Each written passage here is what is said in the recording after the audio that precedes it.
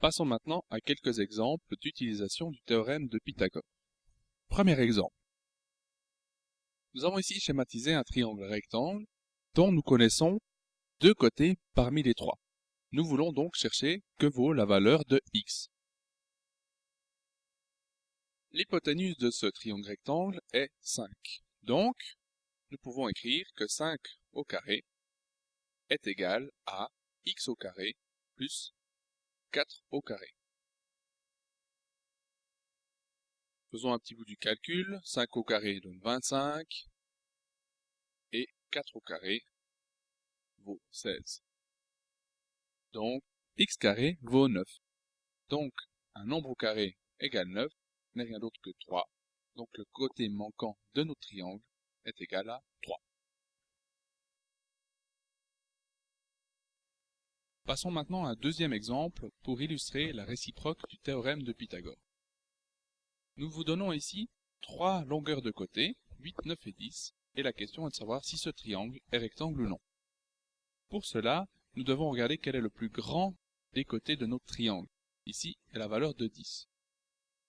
Posons la formule de Pythagore et regardons si celle-ci est vraie ou non. Donc, ça serait 10 au carré est égal à 9 au carré plus 8 au carré. Si cette équation est égale, notre triangle est rectangle, et si ce ne l'est pas, notre triangle n'est pas rectangle. Donc 10 au carré égale 100, 9 au carré 81, et 8 au carré 64.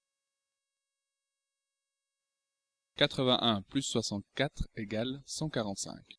Et nous voyons bien que 100 n'est pas égal à 145. Donc, notre triangle n'est pas rectangle.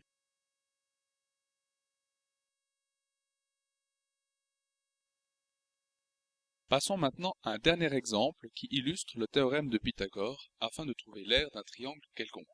Pour calculer l'aire d'un triangle, nous savons tous que c'est base fois hauteur divisé par 2. Dans le schéma ici, nous avons donc besoin de trouver la hauteur. La hauteur n'est rien d'autre que le trait qui est dessiné. Sur le triangle de côté 10, 6 et h, nous pouvons appliquer le théorème de Pythagore puisque celui-ci est rectangle. L'hypoténuse vaut donc 10 au carré qui est égal à 6 au carré plus h au carré.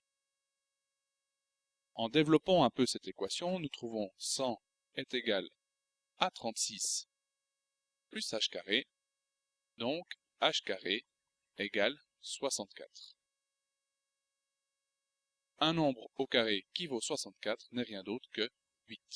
Donc la hauteur de notre triangle vaut 8. Maintenant nous avons tous les éléments pour calculer l'aire, donc base fois hauteur divisé par 2. La base vaut 6 plus 3, fois la hauteur qui vaut 8, le tout divisé par 2. Donc 9 fois 8 divisé par 2, et ça donne 36.